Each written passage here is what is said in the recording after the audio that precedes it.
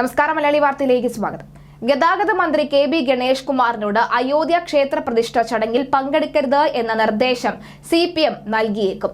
ഗണേഷ് കുമാറിനെ സംഘാടകർ നേരിട്ടെത്തിയാണ് ക്ഷേത്ര പ്രതിഷ്ഠാ ചടങ്ങിലേക്ക് ക്ഷണിച്ചത്. വാളകത്തെ വീട്ടിലെത്തിയാണ് RSS നേതാക്കൾ മന്ത്രിയെ ക്ഷണിച്ചത്. NS ഡയറക്ടർ ബോർഡ് അംഗം കൂടിയായ ഗണേഷിനെ ആ നിലയിലാണ് ക്ഷണിച്ചിരിക്കുന്നത്. എന്നാൽ CPM ഈ വിഷയത്തിൽ നിലപാട് എടുത്തിരിക്കുന്നു. അയോധ്യയിലേത് വിശ്വാസ പ്രശ്നമാണെങ്കിലും അതിൽ രാഷ്ട്രീയം കലർത്തുന്നതിൽ CPM ആശങ്ക കാണുന്നു. അതുകൊണ്ടാണ് CPM ക്ഷണം നിരസിച്ചത്. അത് ഗണേഷിനെയും അറിയിക്കും. എന്നാൽ അയോധ്യയിൽ പങ്കെടുക്കണമോ എന്നതിൽ തീരുമാനം ഗണേഷിന്റേതാകും. താലത്തിൽ വെച്ച് നീട്ടിയ ക്ഷണപത്രം ഗണേഷ് ചിരിയോടെ ഏറ്റുവാങ്ങുന്ന ചിത്രങ്ങളും പുറത്തു വന്നിട്ടുണ്ട്. പ്രാണപ്രതിഷ്ഠാ മഹാസമ്പർക്കത്തിന്റെ ഭാഗമായി അയോധ്യയിൽ നിന്നെത്തിച്ച അക്ഷതവും രാമക്ഷേത്രത്തിന്റെ ചിത്രവും നൽകിയാണ് മന്ത്രിയെ ക്ഷണിച്ചത്.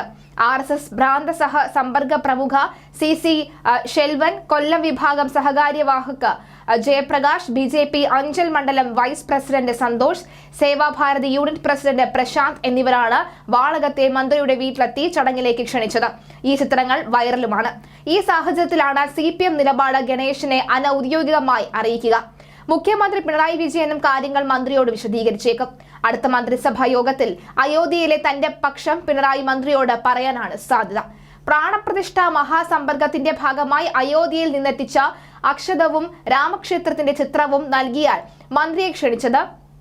LDF മന്ത്രിസഭയിൽ മന്ത്രിയായി ചുമതലയേറ്റതിനു ശേഷം പിന്നാലെയാണ് ഗണേഷ് കുമാർ ഈ സന്ദർശനം അനുവദിച്ചതും അക്ഷതം ഏറ്റുവാങ്ങിയതും എന്നത് ചർച്ചയുമുണ്ട്.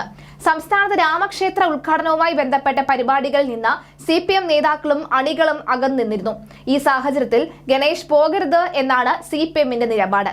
NSS നേതൃത്വമാകട്ടെ ചടങ്ങിലേക്ക് പരിവാരുകാർ വിളിച്ചിട്ടുമുണ്ട്. അതുകൊണ്ട് തന്നെ NSS നിലപാടും നിർണായകമാകും. മുൻകൂട്ടി മന്ത്രിയുടെ അനുവാദം വാങ്ങിയതിനു ശേഷമായിരിക്കും RSS നേതാക്കൾ എത്തിയത്. ഇത് CPMനെ ചൊടിപ്പിച്ചിട്ടുണ്ട്. ക്ഷണമുണ്ടെങ്കിലും കേരളത്തിലെ രാഷ്ട്രീയ സാഹചര്യത്തിൽ ഗണേഷ് ഒരിക്കലും പങ്കെടുക്കാൻ സാധ്യത ഇല്ല എന്നാണ് വിലയിരുത്തൽ. കേരള കോൺഗ്രസ് B ഇടതുപക്ഷത്തിനൊപ്പമാണ് നിലകൊള്ളുന്നത്.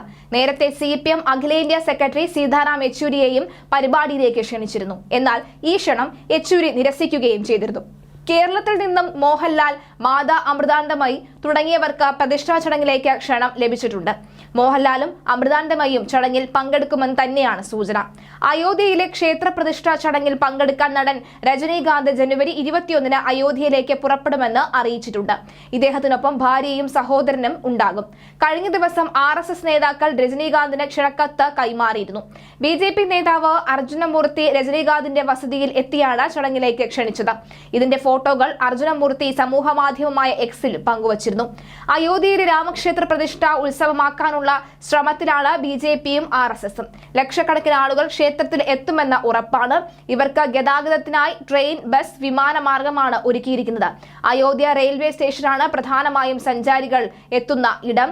ലക്നൌ, ഡൽഹി, അലഹബാദ്, വാരണാസി, ഖൊരഗ്പൂർ എന്നിവിടങ്ങളിൽ നിന്ന് നേരിട്ടുള്ള ട്രെയിൻ അയോധ്യയിലേക്ക് സർവീസ് നടത്തും.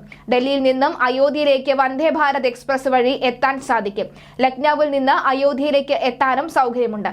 അയോധ്യ വാൽമീകി അന്താരാഷ്ട്ര വിമാനത്താവളമാണ് പ്രധാന വിമാനത്താവളം. എന്നിരുന്നാലും ലക്നൌവിലെ ചൗധരി ചരൺ സിംഗ് വിമാനത്താവളം പ്രാഥമിക എയർ ഗേറ്റ്വേ ആയി പ്രവർത്തിക്കുന്നു. 130 കിലോമീറ്റർ അകലെയുള്ള അയോധ്യയിലേക്ക് യാത്രക്കാർക്ക് റോഡ് മാർഗവും എത്തിച്ചേരാൻ ആകും.